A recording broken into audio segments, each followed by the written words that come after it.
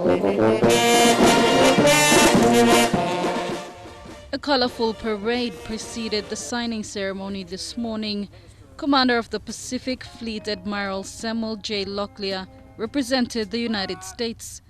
Admiral Locklear arrived in the country to meet political and military leaders and reaffirm the two countries' bilateral relationship and strengthen partnership. Objectives in the Asia Pacific have been for about the last 70 years is to ensure that we have peace and prosperity so that our economies can grow and that our children can have safe environments to raise their families. To ensure that our people in the region are safe from all forms of aggressions and all forms of activities. Meanwhile, on the PNG Indonesia border crisis, PNGDF Commander Gilbert Turopo said the troops have everything under control. And because it happened along the border, PNG citizens have been affected. As a result, we've got our troops along the border maintaining presence to make sure that it doesn't spill over into PNG. The Admiral was also asked if the US would intervene in this crisis, and this was his response. We support peaceful resolutions among sovereign countries.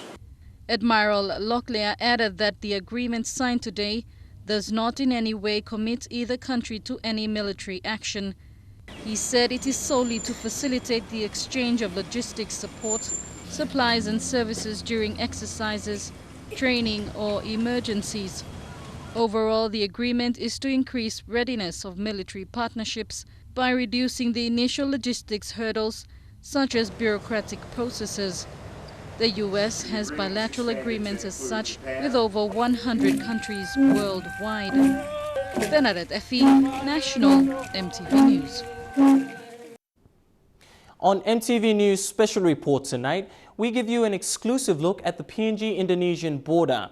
The construction of a 90 million kina base on the PNG-Indonesian border has been put on hold indefinitely after clashes 10 days ago between Indonesian troops and a faction of the Free Papua Movement, or the OPM. PNG soldiers have been monitoring the border after the fighting. The commander of the Vanimo-based Bravo Company, Major Peter Wayaki, has warned OPM elements that the PNGDF will not tolerate the use of PNG soil to launch armed attacks. His statements come after the PNGDF burnt OPM camps on Thursday. In this special report, MTV's Scott Waide looks at the events of the last 2 weeks as well as the different players in this conflict. At least a day before the disturbance, intelligence obtained by the Papua New Guinea Defence Force prompted an evacuation of government workers as well as contractors working on the facility on the PNG side of the border.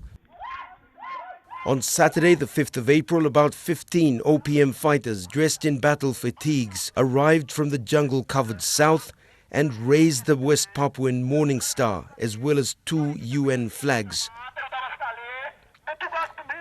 As a political declaration was read out in Bahasa, armed fighters set fire to the nearby Indonesian quarantine facility, tore down the banners and burned the Indonesian flags.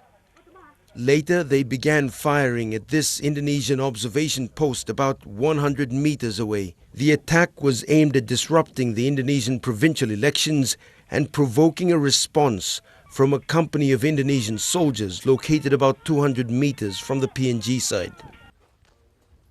Just meters away from the action, Major Peter Wayaki, commander of the Vanimo-based Bravo Company, and several soldiers were monitoring what had escalated into a gun battle between the OPM and Indonesian troops. They fired at the Indonesian observation post and continued to fire from 1000 hours in the morning up until 3 p.m.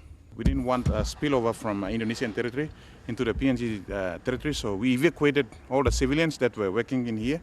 This attack comes after a lull in armed rebel activity in recent years.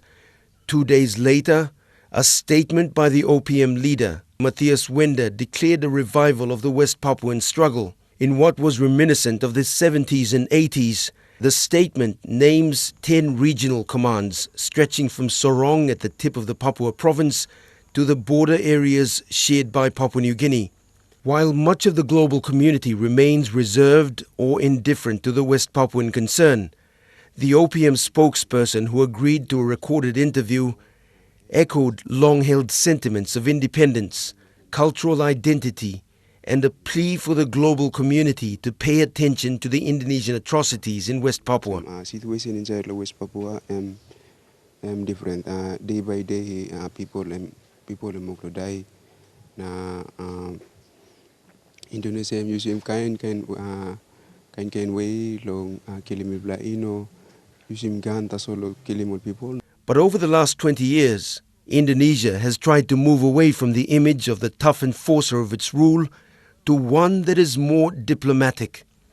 The Indonesian consul in Vanimo, Jahar Gultom, says it's a difficult task to unite a country that is culturally diverse and complex as Papua New Guinea. So we give special autonomy to some provinces like Papua, for instance, and Papua Barat, and also some other provinces like Aceh. We will not let that kind of, irregularities, that kind of threaten our border, because our people in border, Indonesia and PNG, we need each other. Mipla banon stop. This land first activity mipla start him and continue. They should be conducting the activities in Indonesian territory. In recent years, Indonesian diplomacy has reached out to supporters of the West Papuan cause. Countries like Vanuatu and organizations like the Melanesian Spearhead Group have become more sympathetic towards Indonesia. The Indonesian government, meanwhile, maintains it's now more open to dialogue than ever before. But while diplomatic exchanges happen, building trust between those considered the aggressors and those afflicted over half a century remain the most daunting challenge. Scott Waide, National EMTV News.